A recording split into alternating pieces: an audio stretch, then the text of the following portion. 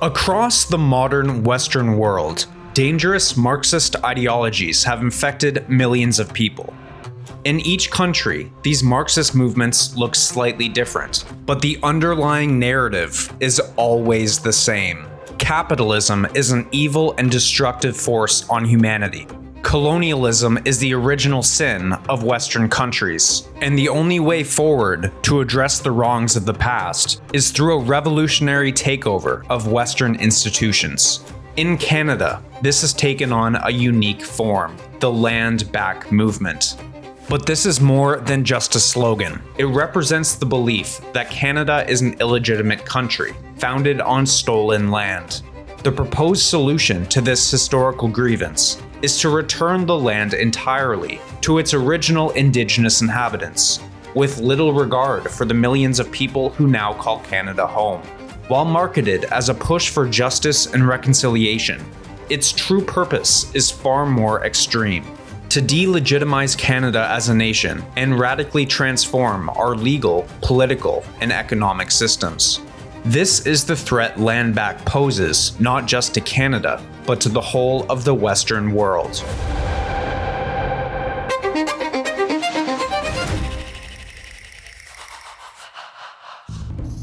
The term Land Back is relatively new, but the concept is not.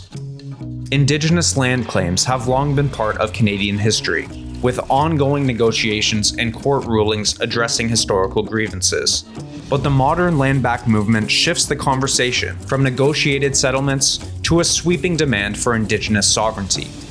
The movement gained traction in the early 2010s when activists in the United States pushed for the return of Mount Rushmore to the Sioux Nation, creating an international discussion around Indigenous land rights in North America. In Canada, this quickly evolved into a broader call to challenge what activists describe as ongoing settler colonialism, pushing for a return of quote-unquote stolen land. This call was solidified in the 2019 Land Back Red Paper by the Yellowhead Institute, which laid out a structured framework for the Land Back movement, advocating for direct action, legal challenges, and political activism to reclaim land outside of treaty negotiations. One of the key ideas in this document is quote-unquote fulsome Indigenous jurisdiction, a term that suggests Indigenous laws should take precedent over Canadian laws in certain regions, regardless of existing legal frameworks. Now, at first glance, Land Back is framed as an Indigenous rights movement, but through this facade, it advocates for Marxist ideology, including anti-colonial theory, radical environmentalism, and anti-capitalist activism. Historically, Marxist revolutions have followed a similar pattern, targeting land ownership as a means of dismantling existing power structures. From the Soviet Union's land collectivization policies to Maoist China's forced land redistribution, the rhetoric of quote-unquote returning land to the people has often masked a broader push for revolution and authoritarian control. And like all Marxist movements, the cause of the Land Back movement is so righteous that the revolution must happen by any means necessary. You have no jurisdiction in here. You coming close is an act of a violation and aggression. We are the people of this land. We are protecting the sacred. 10,000 years. And I'm a member of the federal police for this country, and I do have the authority to walk through this area. And that's all I'm doing. It don't work like that. You're a part of them. Okay, so it don't work like that. I am a part of who? RCMP, the federal government, the ones that are coming in here raping and pillaging this fucking land. That's who. Fuck off and go the fuck back where you came from. Yeah. A group of masked people attacked a pipeline construction site in northern BC overnight. Security at the site reported being attacked by a mob armed with axes and flares who smashed vehicle windows and apparently blocked the access road with downed trees, fires, and a school bus. In February 2022, a group of 20 masked and armed assailants attacked a worksite building the Coastal GasLink pipeline in northern British Columbia.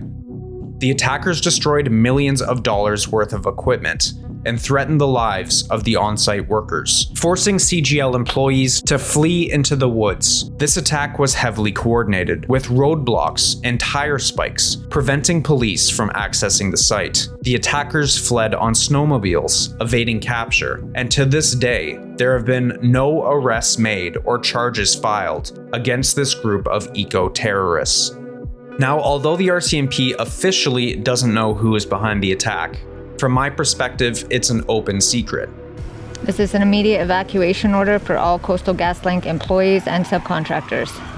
Since the start of the Coastal GasLink project in 2018, a group of so-called land defenders have blockaded roads, intimidated workers, and have attempted to create so much chaos and fear that the project would be cancelled. These land defenders, based from the Get in Them camp, wear the same camo as the attackers, use the same road blocking tactics, and the school bus used in the attack looks awfully similar to the one featured in Get in Them propaganda films.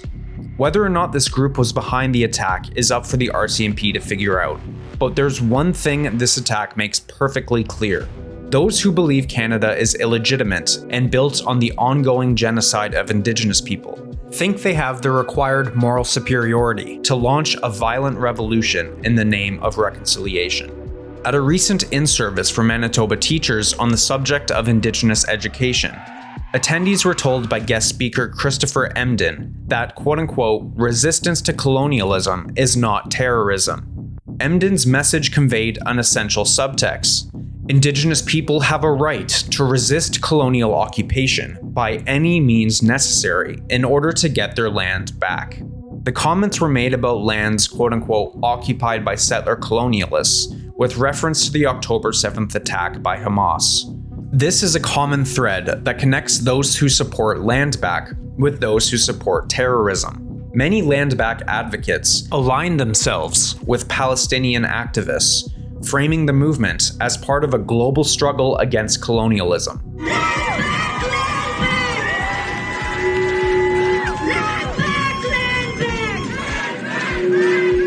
Now, no matter what you think about the war in Gaza, when protesters are burning flags and calling for the death of our country, when the slogan, "Land back from Palestine to Turtle Island," which means North America, is chanted in our streets, you know that the land back movement is fundamentally anti-Western neo-Marxism.